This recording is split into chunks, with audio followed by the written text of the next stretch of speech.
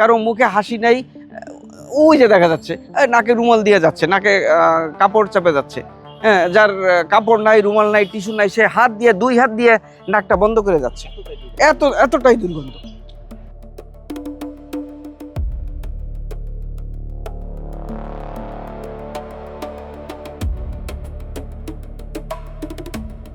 আসলে এখানকার পরিবেশটা খুব নোংরা হয়ে গেছে। এটার জন্য যে হসপিটালটা আছে, রোগীরা আসতে যাইতেও কষ্ট হয়। রাজধানীর অন্যতম গুরুত্বপূর্ণ ও অভিজাত এলাকা গুলশান বাড়িধারার প্রবেশদ্বার কালাচাঁদপুর চেকপোস্ট এলাকা। প্রতিদিন হাজারো মানুষ এই পথ দিয়ে চলাচল করলেও এখন তাদের নিত্যসঙ্গী হয়ে উঠেছে তীব্র দুর্গন্ধ।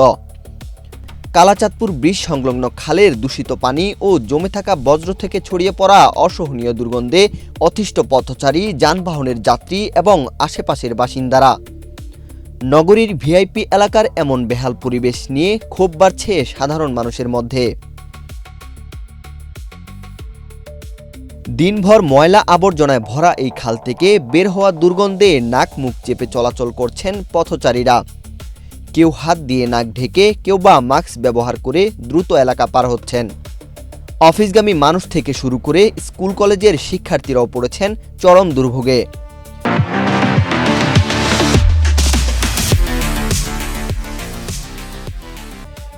ভিআইপি ও ভিভিআইপি এলাকার পাশে যেন এক টুকরো নরক।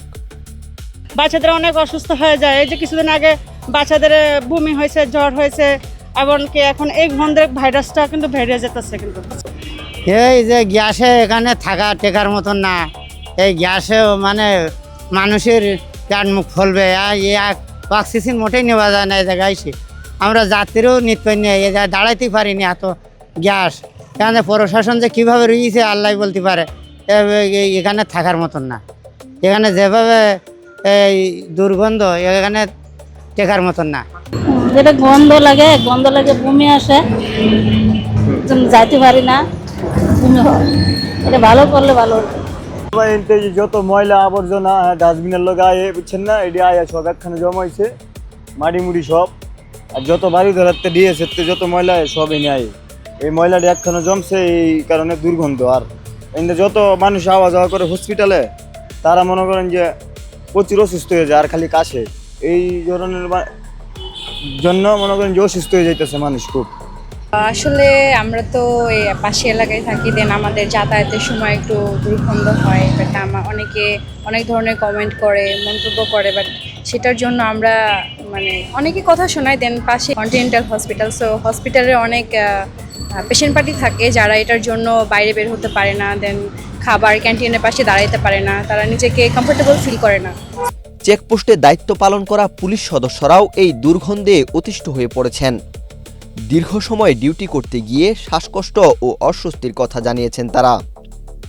গুলশান থানায় আছি, আমাদের এখানে প্রতিনিয়ত ডিউটি করা লাগে। তো আমাদের পুলিশ সদস্য যারা আছেন তারা এই দুর্গন্ধে, লেকের দুর্গন্ধে, প্রচুর দুর্গন্ধ এখানে, প্রচুর এত পরিমাণ দুর্গন্ধ এখানে দাঁড়ানো যায় না। পুলিশ সদস্যরাই অসুস্থ হয়ে যায়। তারপর এখানে একটা স্কুল আছে, স্কুলের ছেলেমেয়েরা যাতায়াত করেন, লোকজন যাতায়াত করেন, অনেক সমস্যা হয় এখানে। এই লেকের সমস্যাটা যদি সমাধান হয় তাহলে সবার জন্য ভালো, আমাদের জন্য অনেক সুবিধা হয় ডিউটি করা। এখানে সবসময় থাকা লাগে লেকের ধারে, তো খুবই সমস্যা। আর দুর্গন্ধ, প্রচণ্ড দুর্গন্ধ। মুখ দেখে আমরা মাস্ক পরে অনেক সময় থাকতে পারি না, মাস্ক পরেও তারপরেও অসুস্থ হয়ে যেত দুর্গন্ধে, প্রচণ্ড দুর্গন্ধ। কালাচাঁদপুর এলাকার বাসিন্দারা জানান, একাধিকবার সিটি কর্পোরেশনের কাছে খাল পরিষ্কারের জন্য অভিযোগ জানানো হলেও এখনও কোনো কার্যকর পদক্ষেপ নেওয়া হয়নি। দুর্গন্ধে এখন স্বাভাবিক জীবনযাপনই কঠিন হয়ে পড়েছে বলে অভিযোগ স্থানীয়দের।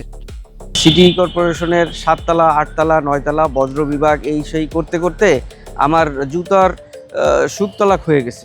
কতবার যে গেছি এর কোনো ইয়াত্তা নেই।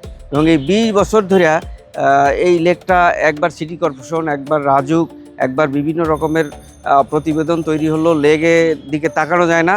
2003 সাল সম্ভবত রাজুক এসে একবার পরিষ্কার করলো। এরপর অবধি সরকারিভাবে বা সিটি কর্পোরেশন বলেন, রাজুক বলেন, কারো দ্বারা কোনো পরিষ্কার পরিচ্ছন্ন হয় নাই।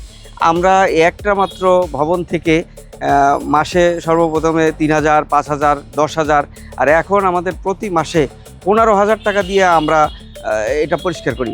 কি করা যাবে? এমন আছে দরজার ময়লা ফেললে ফেলেন, না ফেললে নিজেরাই উপভোগ করেন। এই জন্যই আমরা এটা করতেছি। এখন আমাদের আর সহ্য হয় না, আমরা তো মন চায় যে এই ময়লার মধ্যেই আমরা থাকি, বমি করি, যা পায়খানা করি, যা করি এটার মধ্যেই করি। এখন আর আমাদের পরিষ্কার করতেও ভালো লাগে না, কারণ সকালে পরিষ্কার করি, বিকালে আবার একই অবস্থা। এদিকে সবচেয়ে উদ্বেগের বিষয়, দুর্গন্ধযুক্ত খালটির পাশেই ঢাকার একটি হাসপাতালের অবস্থান। হাসপাতালের রোগী ও স্বজনদেরও এই দুর্গন্ধের কারণে চরম ভোগান্তি পোহাচ্ছে বলে জানান হাসপাতাল কর্তৃপক্ষ। আসলে এখানকার পরিবেশটা খুব নোংরা হয়ে গেছে। এটার জন্য যে হসপিটালটা আছে, রুগীরা আসতে যাইতেও কষ্ট হয়, রুগীরা আরও অসুস্থ হয়ে যায়। তা আমরা চাই এটা দ্রুত যাতে সমাধান হয়, যাতে মানুষের পরিবেশটা ভালো থাকে। কারণ আমি অনুরোধ করব বারিধারা সোসাইটি এবং গোলশান সোসাইটি যারা আছেন তারা যেন অবশ্যই এটা নজর দেন এবং এটার একটা সঠিক সমাধান দেন। ন্যাক্কারজনক একটা জিনিস যে আসলে এটা মনে হয় না কেউ এখানে কোনো কর্তৃপক্ষ আছে যারা এগুলো দেখার বার কেউ আছে আর কি। তা আমি অনুরোধ করব যাতে এটা দ্রুত এটা সমাধান হয়, যাতে মানুষের পথচারী যাতে কষ্টটা কম হয়, আমরা যারা আসি যাই তাদেরও যেন কষ্ট কম হয়, বিশেষ করে রুগীরা এখান দিয়ে আসা যাওয়া করে। দীর্ঘদিন ধরে খালটি অব্যবস্থার মধ্যে পড়ে থাকলেও এখনও কোনো দৃশ্যমান উদ্যোগ নেয়নি ঢাকা উত্তর সিটি কর্পোরেশন। ফলে পুরো এলাকায় ছড়িয়ে পড়া তীব্র দুর্গন্ধ এখন জনদুর্ভোগে রূপ নিয়েছে। দ্রুত খাল পরিষ্কার ও দুর্গন্ধ নিয়ন্ত্রণে কার্যকর ব্যবস্থা গ্রহণের দাবি জানান স্থানীয়রা। ডেস্ক রিপোর্ট, বাংলাদেশ প্রতিদিন।